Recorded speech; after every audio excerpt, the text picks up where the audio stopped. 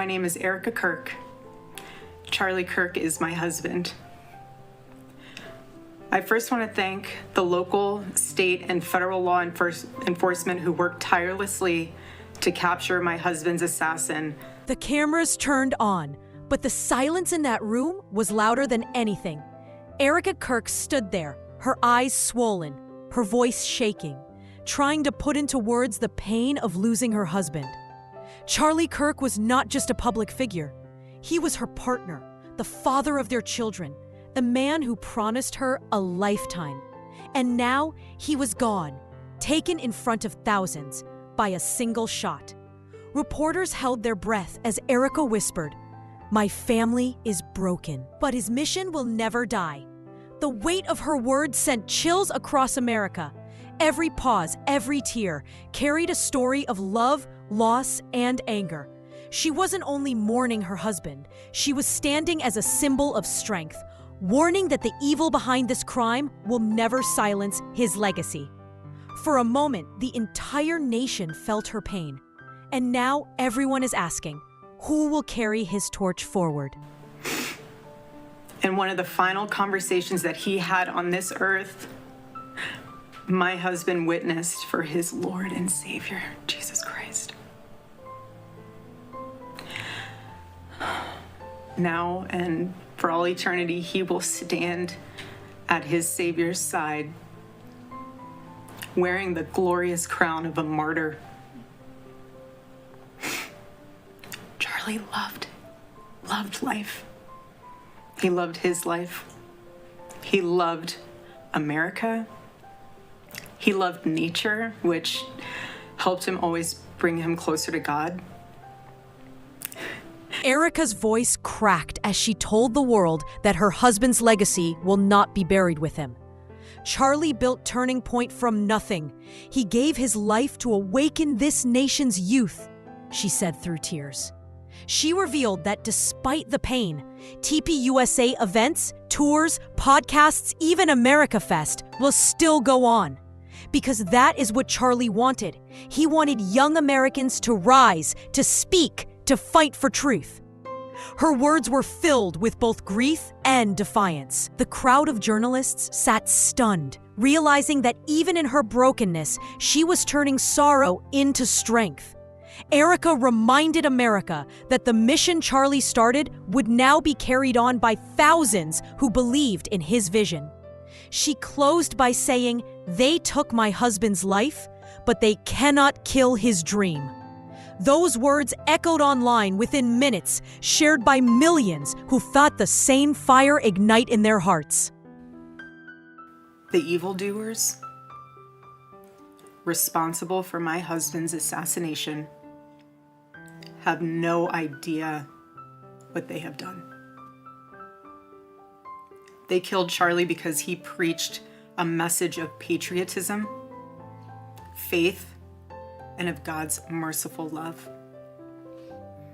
But they should all know this. If you thought that my husband's mission was powerful before, you have no idea. In one of the most chilling moments, Erika looked directly into the cameras and spoke to the unseen enemy, to the man who pulled the trigger, and to everyone who fueled this hatred. You did not silence Charlie. You made him louder. Her tone shifted from sorrow to defiance, each word sharper than the last. The room held its breath as she declared, "You thought you ended him, but now his voice will echo through a generation." Social media erupted instantly with hashtags quoting her words, turning grief into a movement. This was not the cry of a broken widow. It was the roar of a fighter, refusing to back down. With every tear rolling down her cheek, Erika made it clear. The shooter may be in custody, but the ideology of hate is what truly stands on trial. And America, she promised, would never let that darkness win. You have no idea what you just have unleashed across this entire country. And this world, you have no idea. You have no idea the fire that you have ignited within this wife. The cries of this widow will echo around the world like a battle cry. The saddest moment came when Erika's voice dropped to a whisper. She revealed the hardest part was not the cameras, not the reporters, but facing her children. "My little girl asked me yesterday, 'Where's Daddy? Why isn't he coming home?'" Her words broke live on air, and the room went completely silent. No one could breathe as tears streamed down her face. She said explaining to her kids that their father was gone forever was the cruelest pain of all. This wasn't about politics anymore. This was a mother's heartbreak, raw and unfiltered, reaching into every living room in America. Clips of that moment flooded the internet, sparking a wave of prayers and tributes for her family. For millions watching, Erika's words turned the tragedy into something every parent could feel. A wound that will never truly heal, but will forever remind the nation of what was stolen. He loved the Chicago Cubs. And my goodness, did he love the Oregon Ducks. He'd want me to say go Ducks, so I have to since they play on Saturday. So go Ducks. But most of all, Charlie loved his children. And he loved me. Despite her grief, Erika showed remarkable composure when she began thanking those who stood by her family. "I am grateful for law enforcement, for the FBI, for President Trump and J.D. Vance who reached out, and for every American praying for us tonight." Her words brought a sudden hush over the reporters. She made it clear that even in tragedy, unity mattered. "This is not just about me. This is about America, and I thank every single soul who's carried us through these dark hours." Social media lit up with messages of support as Erika's gratitude became a trending headline. Even those who once opposed Charlie politically shared their condolences. It was one of those rare moments when grief tore down the walls of division. Erika ended by saying, "Your prayers are keeping us alive." That line has already become a symbol of resilience. With all of his heart. And I knew that. Every day I knew that. He made sure I knew that every day. Every day he would ask me, "How can I serve you better? How can I be a better husband? How can I be a better father?" Every day. Through her tears, Erika anchored herself in faith. She called her husband's death not just a tragedy, but a sacrifice. "Charlie now wears the glorious crown of a warrior for truth," she said, trembling yet strong. Many in the room closed their eyes, visibly shaken by the depth of her conviction. She framed the loss as part of a bigger spiritual battle. Light against darkness, truth against lies.